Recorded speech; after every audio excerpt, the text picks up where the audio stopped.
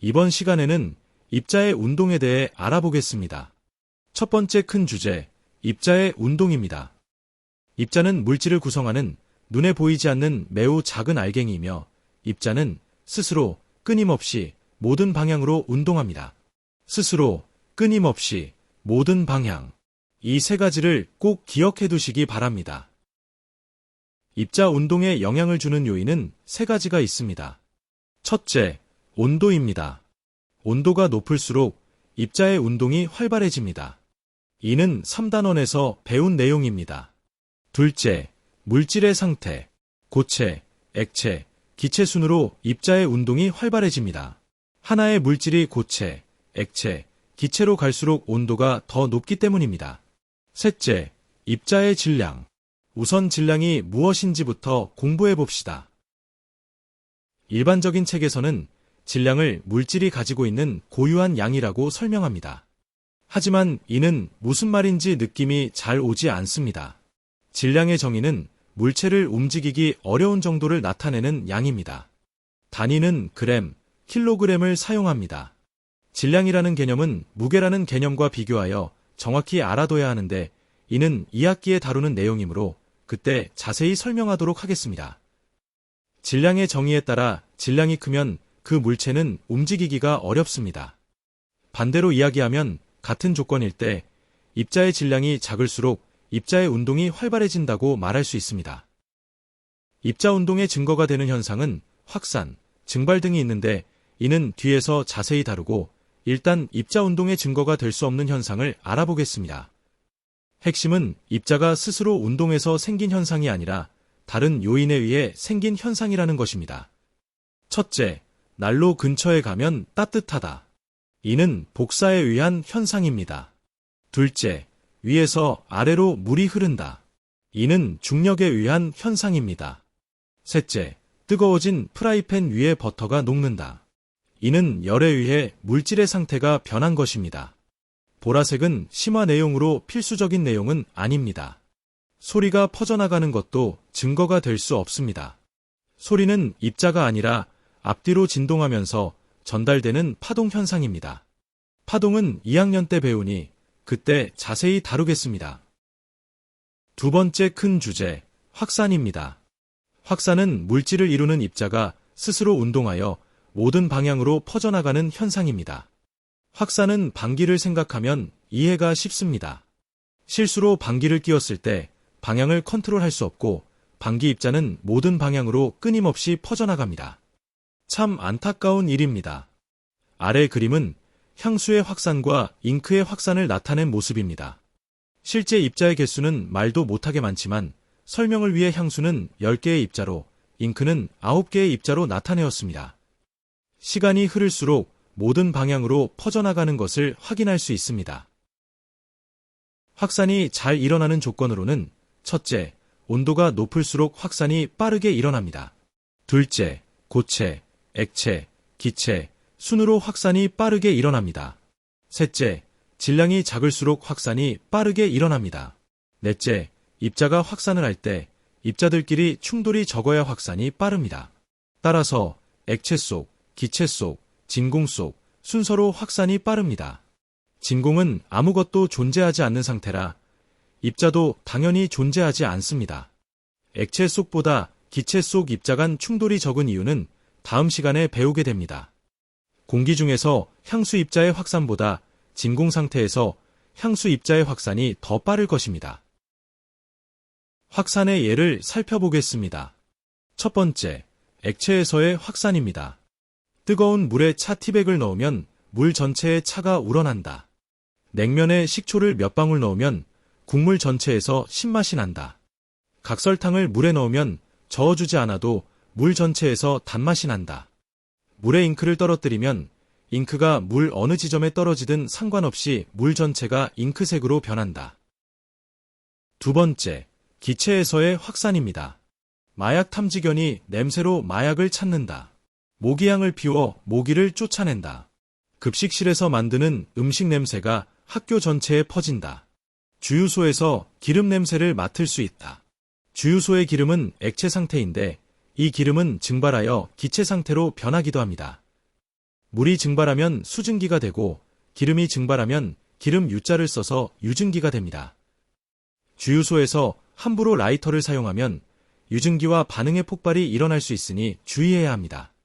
빵가게 앞을 지나면 빵 냄새가 난다. 확산, 탐구활동입니다. 첫째, 만능 지시약 종이를 넣은 빨대 왼쪽을 마개로 막고 오른쪽은 암모니아수를 묻힌 솜을 넣은 마개로 막은 후 변화를 관찰해 봅시다. 초등학생 때 리트머스 종이, 페놀프탈레인과 같은 지시약을 사용해 본 적이 있습니다. 산성 물질은 푸른색 리트머스 종이를 붉게 변하게 하고 염기성 물질은 붉은 리트머스 종이를 푸른색으로 변하게 합니다. 또한 페놀프탈레인 용액은 염기성 물질과 반응하여 붉게 변합니다. 이렇게 어떤 물질을 만나 그 물질의 성질에 따라 눈에 띄는 변화가 나타나는 물질을 지시약이라고 합니다. 만능 지시약은 다양한 물질의 반응을 나타내는 지시약으로 암모니아 입자가 확산하여 암모니아수를 묻힌 솜과 가까운 쪽부터 만능 지시약 종이의 색깔이 변하게 됩니다. 따라서 만능 지시약 종이의 색은 오른쪽에서부터 왼쪽으로 서서히 변하게 됩니다. 단, 확산은 모든 방향으로 이루어지기 때문에 모든 암모니아 입자가 왼쪽으로만 진행하는 것은 아닙니다. 오른쪽, 위, 아래 모든 방향으로 확산이 일어납니다. 둘째, 페놀프탈레인 용액을 묻힌 솜을 십자 모양으로 배열하고 가운데에 암모니아수를 몇 방울 떨어뜨린 후 변화를 관찰해 봅시다. 참고로 페놀프탈레인은 염기성인 암모니아와 만나면 붉은색으로 변합니다. 암모니아 입자가 모든 방향으로 확산하면서 페놀프탈레인과 반응하여 시간이 지날수록 가까운 쪽부터 먼 쪽으로 점차 빨간색으로 변하게 됩니다. 셋째, 학생으로 꽉 차 있는 교실에서 가운데 있는 학생이 방귀를 뀌면 냄새는 어떻게 퍼져나갈까요? 확산은 모든 방향으로 이루어지기 때문에 가운데 학생과 가까이 있는 학생부터 멀리 있는 학생까지 모든 방향으로 차례대로 냄새가 퍼져나갈 것입니다.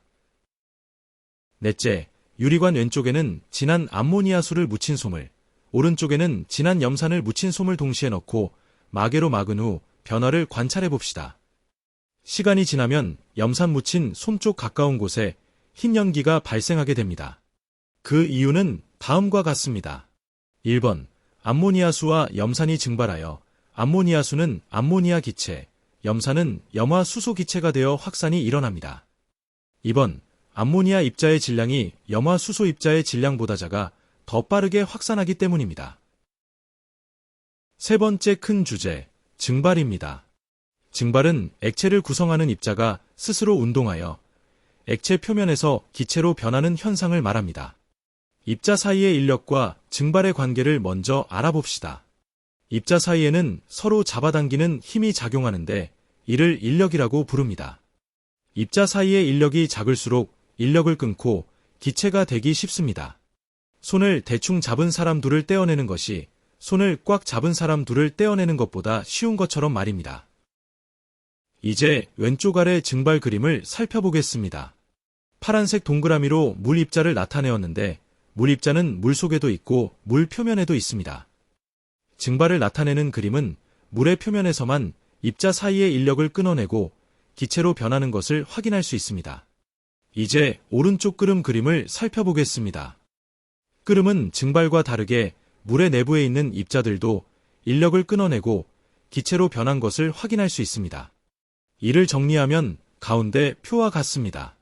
증발과 끄름의 공통점은 액체가 기체로 변한다는 것이며 액체가 기체로 바뀌어 입자가 액체 밖으로 나갔기 때문에 입자의 수가 줄어들어 액체의 양이 줄어듭니다. 증발은 액체 표면에서만 일어나지만 끄름은 액체 표면과 내부, 즉 액체 전체에서 일어납니다. 증발은 모든 온도에서 입자가 스스로 운동하여 일어나는 현상이지만 끄름은 증발보다 더 많은 입자 간 인력을 끊어내는 현상이기 때문에 더 많은 에너지가 필요하여 외부에서 열을 공급받아야 하며 액체가 끓기 시작하는 온도 이상일 때 일어납니다. 증발이 잘 일어나는 조건으로는 첫째, 온도가 높을수록 증발이 잘 일어납니다.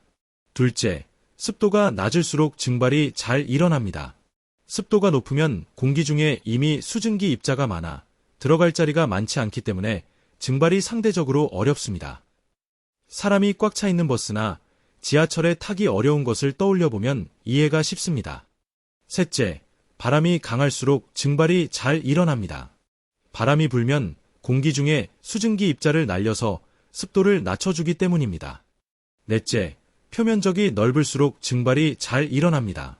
물 입자가 인력을 끊고 탈출하려는데 입구가 좁다면 탈출이 어렵겠지요. 그림을 보시면 이해가 빠를 것입니다. 증발의 예를 살펴보겠습니다. 빨래한 후에 옷을 널어 놓으면 물이 증발하여 마른다. 염전에서 바닷물을 증발시켜 소금을 얻는다. 염전은 오른쪽 그림과 같이 바닷가에서 바닷물을 가둬두고 바닷물을 증발시켜 소금을 얻는 장소를 의미합니다. 새벽에 풀잎에 맺힌 이슬이 낮이 되면 사라진다. 물걸레로 닦아둔 교실 바닥이 마른다. 어항 속에 물이 점점 줄어든다. 오징어, 생선, 고추 등을 오래 보관하기 위해 말린다. 자다가 깼을 때 바로 물을 마실 수 있도록 준비해두는 물을 자릿기라고 부릅니다. 자릿기에서 물이 증발하면서 방 안의 습도를 조절해줍니다. 습하면 증발이 잘 일어나지 않고 건조하면 상대적으로 많이 증발하겠지요. 증발, 탐구활동입니다. 1번. 전자저울에 거름종이가 놓인 페트리 접시를 올려놓고 0점 버튼을 누릅니다. 0점 버튼을 누르기 전에는 거름종이와 페트리 접시의 질량이 숫자로 표시될 텐데 0점 버튼을 누르면 숫자가 0으로 바뀝니다. 이는 페트리 접시와 거름종이의 무게를 무시하겠다는 뜻입니다. 이 상태에서 거름종이에 아세톤을 몇 방울 떨어뜨리면 페트리 접시와 거름종이의 질량을 제외한 아세톤만의 질량을 측정할 수 있게 됩니다. 2번. 거름종이에 아세톤을 몇 방울 떨어뜨린 후 전자저울의 숫자 변화를 관찰합니다. 그림상에는 0.3으로 나타나 있습니다. 3번. 시간이 지나면서 아세톤이 서서히 말라 아세톤의 질량이 점점 감소하다가 결국에는 0이 됩니다. 이 실험이 의미하는 것은 다음과 같습니다. 아세톤 입자가 스스로 운동하여 증발했기 때문에 나타난 결과이며 마지막에는 아세톤 입자가 모두 증발해 거름종이에 남아있지 않아 질량이 0이 되었습니다. 아세톤이 기체로 증발한 후 공기 중으로 확산하기 때문에 주위에서 아세톤 냄새가 나게 됩니다. 지금까지 입자의 운동, 확산, 증발에 대해 공부하였습니다. 확산과 증발은 입자가 스스로 운동하여 생기는 현상으로 입자 운동의 증거가 됩니다. 이번 강의는 여기까지입니다. 여러분의 앞날을 응원합니다.